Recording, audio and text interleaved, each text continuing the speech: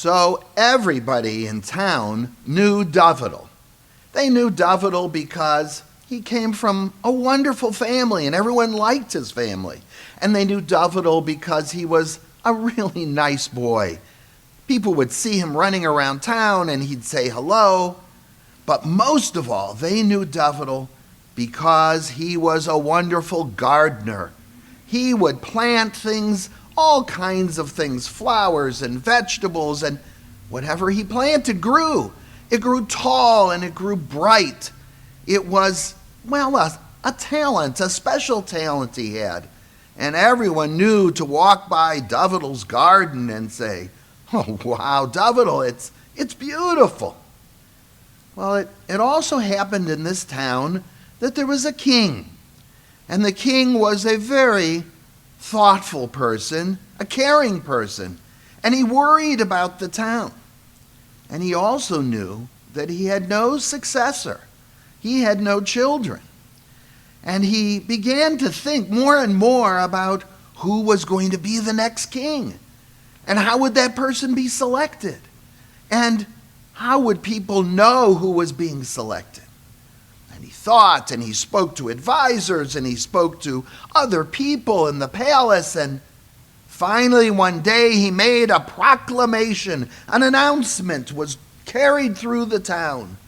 And that announcement said, everyone, every child in town should come to the town square at a specific time on a specific day, and there would be an announcement of a contest to see who would be the king to succeed him. Well, you can imagine there was a lot of excitement. All kinds of people were thinking, what could the contest be? And maybe it was shooting arrows, and they would be very good at it. And maybe it would be racing and running, and they would be very good at it. And Davidel thought about it, but it wasn't the type of thing he thought that would at all fit with his talents. But the day came, and everyone went down to the town square to gather to hear the king's contest. And you can imagine how many people were there, and all the excitement and the noise and the whispering and the talking. And the king came forward and he announced, "I have a contest to determine who would be the best to succeed me as king. I want all the children to line up, and I am going to give you each a seed. I will put it in your hand, and you are to go and plant it and grow it, and we will see who grows the best plant from this seed." Well, that was a very strange contest to see who was going to be the next king. What would that have to do with it? Why not shooting arrows? Why not racing across town? But that was what the king wanted. And so each child lined up, including Davidel, and they held their hand out, and the king walked down the line, and into each one he put a small object. Each one closed their hand with the object in it, knowing that it was very important and very precious. But everyone was sort of whispering. They all said, "Davidel, it'll be Davidel. He's the best gardener. He knows how to grow things tall and beautiful and bright." But everyone was going to compete. And so the king finished, and everyone ran off to their homes to plant what the king had given them. Each one had their own way, but Davidel certainly knew how he was going to plant this. He knew exactly what soil he would use and how much water he would give it. And most of all, one thing that Davidel always did every morning, he'd go out to his garden, he'd go up to each plant, and he'd say, "Please, plant, grow, grow." He would encourage the plants. He would talk to his plants. And he was sure that with the right soil and the right water and the right sun, and talking to the plant, that it would grow to be the best of all of the ones that the kids were growing. And so 3 days went by, and each day Davidel went out and he looked at that little spot in the soil, so carefully marked, with just the right soil and just the right water and, yes, sunny days. He was looking for the little green tip that first pokes up through the ground, right? You know what it looks like. There's always a little poking up of a leaf. 3 days went by and he didn't see it. But he spoke. He said to the plant, "Please, plant, grow, grow." Well, now a week went by and still nothing was popping up through the soil. Now Davidel was getting concerned. He was worried, and he said to his mom and his dad, "Something's wrong." And they said, "Oh, Davidel, you always grow beautiful things, bright and tall and strong. Don't worry." And he went to his brother and he said, "I'm concerned nothing's growing." And his brother said, "Oh, Davidel, you're the best gardener. Don't worry." Now 10 days went by, and Davidel was walking with his brother and his sister and his parents past other homes, and he could see in the yards everyone had a beautiful plant growing already. Some were a foot tall, some were already 2 feet tall. But when Davidel went back to his house, nothing was growing. Nothing was growing, and he continued to say, "Please, plant, grow, grow." He believed in the plant would certainly respond. Well, now 2 weeks went by, and Davidel had nothing. Nothing was growing. It was the same soil as if it was the first day. And he continued to say, "Please, plant, grow, grow. You guys can help me. You all say, 'Please, plant, grow, grow.'" But nothing grew. Now Davidel was not just worried, he was upset. Nothing was growing. That meant he would never be considered by the king to be king. The king was going to pick whoever had the biggest, brightest, most beautiful plant. And everywhere Davidel went, all his friends and people he didn't know, they all had beautiful plants growing. Davidel went to his mom and he said, "What should I do? I don't have anything growing. I'll be embarrassed next week when we have to bring our plant to the king."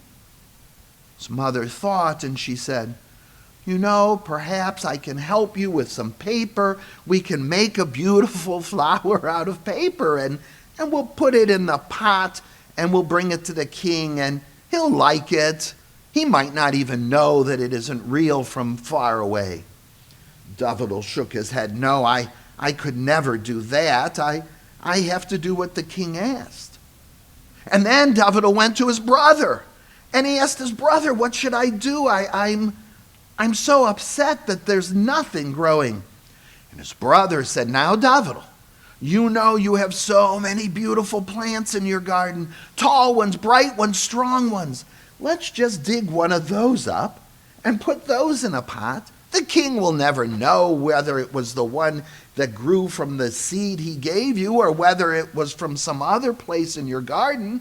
And you grew it, so it's kind of fair." Davidel looked very sad because it was an interesting idea that tempted him, but no, that wouldn't be right. The king gave me a seed, and he wanted me to grow a plant from that seed. I couldn't do that. And so the day came. The day came when everyone was going to gather with their plants to show the king what had grown. And Davidel went one more time out to the spot where he had planted that seed, and he looked down, and again, even though there was nothing there, he said, "Please, please, plant, grow, grow." But nothing was there. And so he took a pot, and he filled it with the soil, and sadly, with his head down, so embarrassed and so upset that nothing had worked, and he walked to the center of town. And as he walked sadly along, all the other kids came running, and they were carrying pots that they could hardly hold because the plants that they had were so tall that they would shake and move, and they were running to get to the square to show the king what a beautiful plant they had. And everyone lined up shoulder to shoulder, and at the very end of the line, Davidel stood with his empty pot. And again, all the excitement, everyone came to the square, all the whispering and talking and pointing and looking, and a lot of people were saying, Davidel has a pot with no plant. I wonder what happened." And the king entered the square, and he walked along, and he looked at each child with their pot, with their big, beautiful, fancy plant. And he would stop occasionally and say, "Oh, so this is the plant you grew from the object I gave you, from the seed." And the child would say, "Yes, king, I did." And he'd go a few more and he'd say, "And you put what I gave you into your pot, and that's how you grew this beautiful plant?" And the next child would say, "Yes, that's what I did." And he went along, and each and every child confirmed that they had grown a beautiful plant from what they had received. Finally, the king came to Dovital, and Dovital was so embarrassed and so sad. He could hardly look up at the king. And the king said, "Dovital, you're known as a great gardener. What happened?" And Dovital said, "I don't know.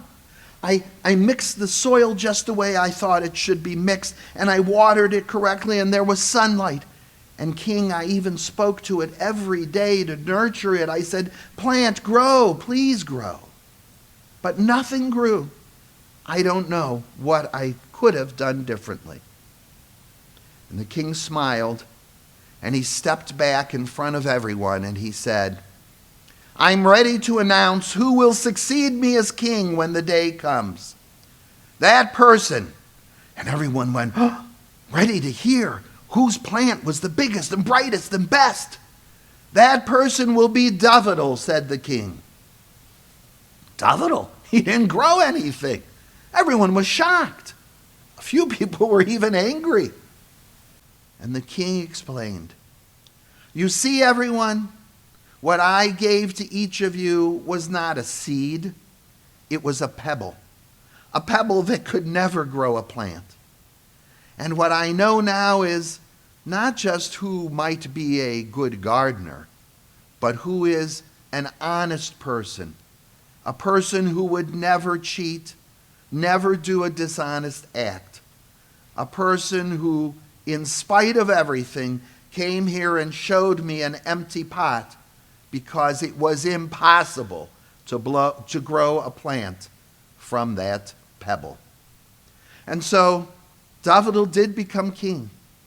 And as he nurtured his gardens in the past, he nurtured the people around him as king. And he always was an honest and caring king that everyone could trust. And so we learn that sometimes it's difficult to do the honest, truthful thing. But when we strive to be honest and careful in our actions, we make ourselves better people, and sometimes find a surprising ending that's better and good for everyone. Let's think about the year to come and how we can always make honesty an important part of our daily life. Shana Tova.